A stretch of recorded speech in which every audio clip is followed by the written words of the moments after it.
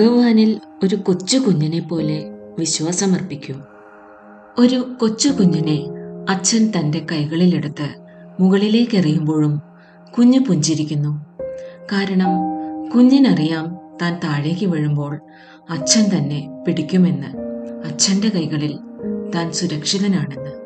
നമസ്കാരം സുഹൃത്തുക്കളെ, നമ്മെ വളരെ ആഴത്തിൽ ചിന്തിപ്പിക്കുന്ന ഒരു കഥയാണ് ഞാൻ ഇന്ന് നിങ്ങളോട് പറയാൻ പോകുന്നത്. ഒരിക്കൽ ഒരിടത്തൊരു സമർത്ഥനായ കലാകാരൻ ഉണ്ടായിരുന്നു. അദ്ദേഹം വലിയ വലിയ പർവ്വതങ്ങളെ അല്ലെങ്കിൽ വലിയ കെട്ടിടങ്ങളെ കയറുകൊണ്ട് ബന്ധിപ്പിച്ച് അതിനു മുകളിലൂടെ നടന്നു കാണിക്കുമായിരുന്നു. ആളുകൾ വളരെ ദൂരദേശങ്ങളിൽ നിന്ന് പോലും ഈ കാഴ്ച കാണാനായി എത്തുമായിരുന്നു. ഒരു സപ്പോർട്ടുമില്ലാതെ, താഴെ ഒരു പ്രൊട്ടക്ഷനുമില്ലാതെ അതിശയകരമായ രീതിയിൽ അദ്ദേഹം കയറിന് മുകളിലൂടെ നടന്നു കാണിക്കുമായിരുന്നു. ആളുകൾ അദ്ദേഹത്തിന്റെ മഹിമ പാടുമായിരുന്നു, അദ്ദേഹത്തിന് കയ്യടികൾ നൽകുമായിരുന്നു. ഒരു ദിവസം അദ്ദേഹം അനൗൺസ് ചെയ്തു, ഇനി ഞാൻ തികച്ചും വിശേഷപ്പെട്ട ഒരു കാര്യം ചെയ്യാൻ പോവുകയാണ്. അദ്ദേഹത്തിന്റെ പ്രകടനം കാണാൻ ദൂരദേശങ്ങളിൽ നിന്ന് പോലും ആയിരക്കണക്കിന് ആളുകൾ എത്തി അവിടെ തടിച്ചുകൂടി. ആ ദിവസം അദ്ദേഹം 2 വലിയ കെട്ടിടങ്ങളെ ബന്ധിപ്പിച്ചുകൊണ്ട് ഒരു കയറ് മുറുകെ കെട്ടി. അദ്ദേഹം തന്റെ കുഞ്ഞിനെ നെഞ്ചോട് ചേർത്ത് പിടിച്ചു. അതൊരു കൊച്ചു കുഞ്ഞായിരുന്നു. അദ്ദേഹം ആളുകളോട് ചോദിച്ചു, ഈ കുഞ്ഞിനെ ചേർത്ത് പിടിച്ചുകൊണ്ട് ഞാൻ ഈ കയറിന് മുകളിലൂടെ നടക്കാൻ പോവുകയാണ്.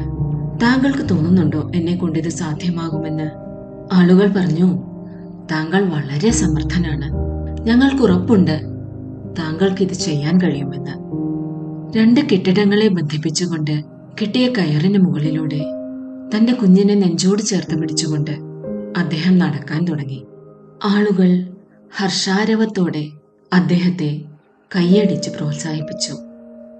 അദ്ദേഹം സാവധാനം വളരെ ഈസിയായി കയറിന് മുകളിലൂടെ നടന്ന് മറുവശത്തെത്തി. താഴെ എത്തിയപ്പോൾ ആളുകൾ അദ്ദേഹത്തിന്റെ മഹിമ പാടി. അവർ പറഞ്ഞു, ഞങ്ങൾ പറഞ്ഞില്ലേ ഞങ്ങൾക്ക് താങ്കളുടെ മേൽ വളരെയധികം വിശ്വാസമുണ്ടെന്ന്. താങ്കൾ വളരെ സമർത്ഥനാണ്, കഴിവുള്ളവനാണ്, താങ്കൾ കലാകാരനാണ്, ചാമ്പ്യനാണ്. അപ്പോൾ അദ്ദേഹം ചോദിച്ചു, താങ്കൾക്ക് തോന്നുന്നുണ്ടോ എനിക്ക് ഇനിയും ഇങ്ങനെ ചെയ്യാൻ സാധിക്കുമെന്ന്? ആളുകൾ പറഞ്ഞു, എന്തുകൊണ്ടില്ല?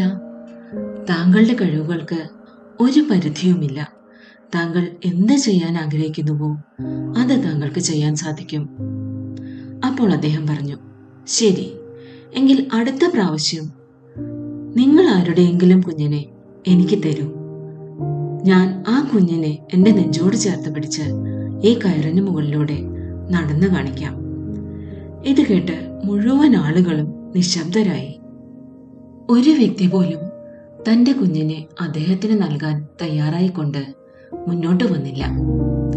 മഹിമ പാടിയവരെല്ലാം തന്നെ നിശബ്ദരായി പിരിഞ്ഞു പോവാൻ തുടങ്ങി. അദ്ദേഹം പുഞ്ചിരിച്ചുകൊണ്ട് പറഞ്ഞു, നോക്കൂ, താങ്കൾക്ക് എല്ലാവർക്കും എന്നിൽ വിശ്വാസമുണ്ട്, എന്നാൽ എന്നിൽ സമ്പൂർണ്ണ വിശ്വാസമില്ല. അതിനാൽ സ്വന്തം കുഞ്ഞിനെ നൽകാൻ താങ്കൾ വിസമ്മതിക്കുന്നു. ഇങ്ങനെ പറഞ്ഞ് പുഞ്ചിരിച്ചുകൊണ്ട് അദ്ദേഹം അവിടെ നിന്ന് പോയി. സുഹൃത്തുക്കളെ, നമ്മുടെ ജീവിതത്തിലും ഇങ്ങനെയുള്ള പരിതസ്ഥിതികൾ ഇടയ്ക്കിടെ വരാറുണ്ട്. നമ്മളും ചിന്തിക്കുന്നു, ഭഗവാൻ എന്നോടുകൂടെയുണ്ട്.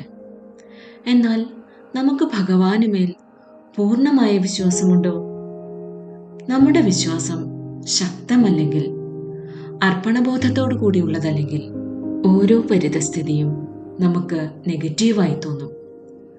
നമുക്ക് നമ്മളിലും ഈശ്വരനിലും പൂർണ്ണമായ വിശ്വാസമില്ലെങ്കിൽ സഫലത സങ്കല്പങ്ങളിലൂടെ തന്നെ നമ്മിൽ നിന്നും അകന്നു പോകും. നമ്മുടെ വിശ്വാസം സ്ട്രോങ് ആണെങ്കിൽ, നമ്മുടെ ബിലീഫ് സിസ്റ്റം ശക്തിശാലിയാണെങ്കിൽ, ദൃഢമാണെങ്കിൽ, സുഹൃത്തുക്കളെ, കഠിനമായ പരിതസ്ഥിതികൾ പോലും സഹജമായി മാറും. സുഹൃത്തുക്കളെ, ഭഗവാനിൽ വിശ്വാസമർപ്പിക്കൂ. അദ്ദേഹത്തിന്റെ അസ്തിത്വത്തിനു മുകളിൽ ചോദ്യമുയർത്താതിരിക്കൂ. നമ്മുടെ വിശ്വാസം തന്നെയാണ് നമ്മുടെ ജീവിതത്തിൽ സഫലത കൊണ്ടുവരുന്നത്. നമ്മുടെ വിശ്വാസം തന്നെയാണ് നമ്മെ ജീവിതത്തിൽ മുന്നോട്ട് നയിക്കുന്നത്.